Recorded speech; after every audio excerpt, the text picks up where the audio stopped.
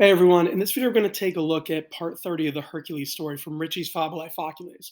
Now this one is called The Passage of the Alps, and don't mind my voice, I'm losing it a little bit, but stick with me.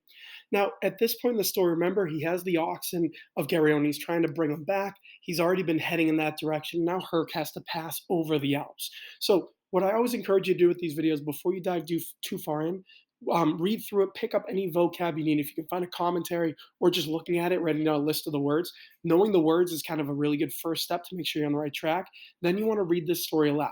So find anyone you can, a partner, a classmate, whatever, someone you can read it to aloud, work on your pronunciation, your speaking, and then have them read it back to you so you can work on your listening. That's always a great thing to do with these videos.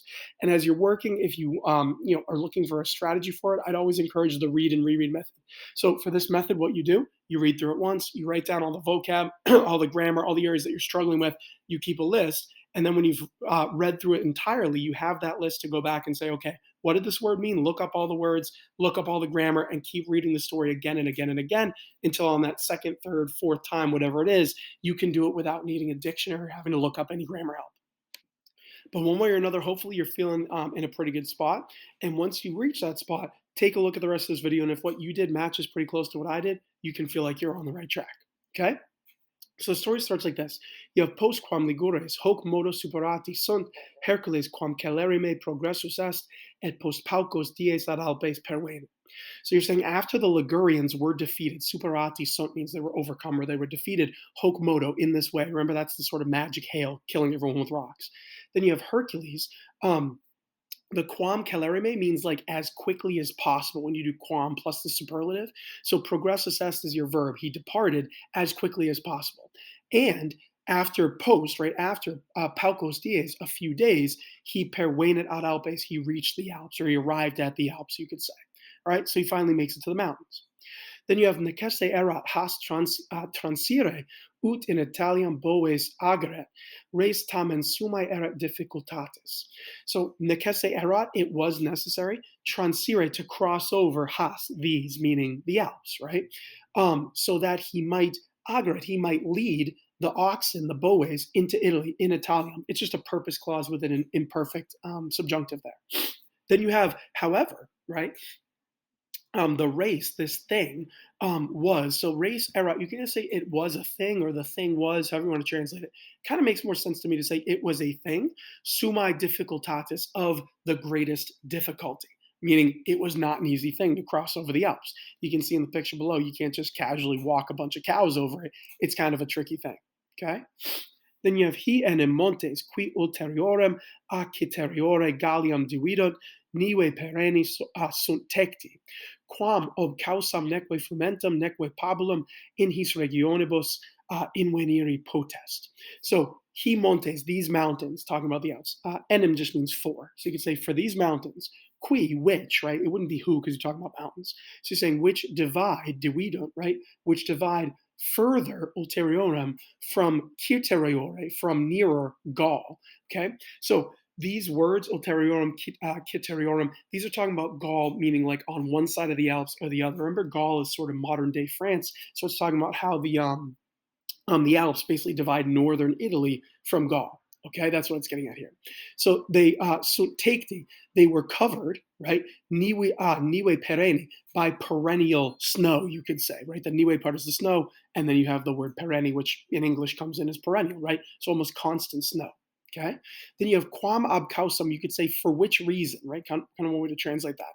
For which reason, neither grain, frumentum, corn, grain, however you want to do it, nor pabulum means like it's sometimes translated fodder. I think it's talking about like grass for oxen to eat. It wouldn't be something humans would eat. The frumentum, I think, is more like grain that you would turn into bread, but it's saying grain or fodder, meaning for the animals. Potest invenire is able to be found. So you have the passive infinitive there, invenire. So neither you could say grain nor fodder is able to be found in his regionibus, in these regions, meaning up in the Alps. Then you continue, you have Hercules igitur antequam ascendere coipit, magnam copiam frumenti et pabuli comparavit, et hoc comeatu boves oneravit. So you're saying, therefore, Hercules, before he begins, right, or began coipit, ascendere, to climb up, meaning to ascend or climb the Alps. He comparavit, he prepared or collected, you could even say, a magnam copiam, a great supply of frumenti, of corn or grain, et pabuli, and fodder, meaning stuff for the oxen. Okay, and he oneravit, he loaded the boes, the oxen, hoc comeatu, with these supplies, you might say. So I think he's got either a wagon or maybe just putting them on top of the cows, one or the other, the oxen. But he brings stuff with him. So instead of going up with nothing, because there's nothing to be found, he brings the supplies with him. Okay.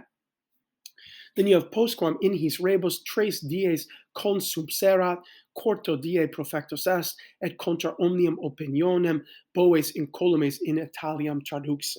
So after, right, postquam, after consubserat, he had spent, he had almost consumed, right, is kind of the word in English, after he had spent 3 days, tres dies, on these things in his rebus, meaning preparing all this stuff. Quarto die, on the fourth day, profectus est, he set out and contra omnium opinionem. So contra means against, right? Opinionem means the opinion, omnium, of everyone. So again, you could say like against the opinion of all, or everyone's opinion, or the expectation is kind of what it means. The expectation of everyone.